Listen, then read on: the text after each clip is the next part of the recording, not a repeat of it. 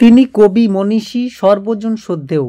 তাই তার জন্মদিন শুধুমাত্র নিয়ম রক্ষা বা বাৎসরিক সাংস্কৃতিক বিনোদন নয়, বিশ্বকবি রবীন্দ্রনাথ ঠাকুর সম্পর্কে সম্যক জ্ঞান ভাবনা প্রসারিত করতেই গ্রামীণ হাওড়ার রঘুদেবপুর পাঁচলা মোড় নেতাজি সঙ্গে উদযাপন হয়েছিল রবীন্দ্রনাথ ঠাকুর জন্মজয়ন্তী, যেখানে গান কবিতার পাশাপাশি ছিল রবীন্দ্রনাথ ঠাকুর সম্পর্কে তত্ত্বগত ও তথ্যগত আলোচনা।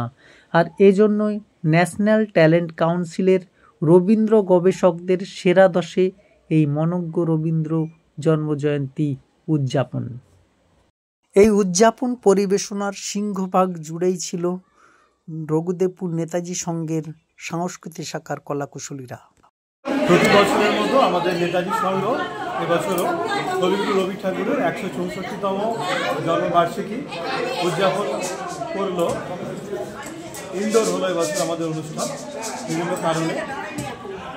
প্রথমে আমাদের একটি নিবেদন কবিগুরুর বিভিন্ন কবিতা, গান এবং চিঠিপত্র নিয়ে এবং অন্যান্য লেখকের কবিগুরুর উদ্দেশ্যে লেখা নিয়ে জন্মদিনে রবীন্দ্রনাথ বলে একটি আলেখ্য পরিবেশিত হয়, সেটি 40 মিনিটের মতো। তারপরে আমাদের সঙ্গের যারা শিল্পীবৃন্দ রয়েছেন তাদের এবং ছোটো ছোটো শিল্পীদের বিভিন্ন সঙ্গীত পরিবেশিত হয় এবং সুপ্রকাশ বন্দ্যোপাধ্যায় খুব সুন্দর রবীন্দ্রনাথ ঠাকুরের উপর একটি গবেষণামূলক পাঠ করেন, সেটিও খুবই সুন্দর। এবং সবশেষে অনুষ্ঠানটি শেষ হয় আমাদের নেতাজি সঙ্গের সঙ্গীতের শিক্ষিকা মাননীয়া মালা সরকারের সুন্দর গানের মাধ্যমে।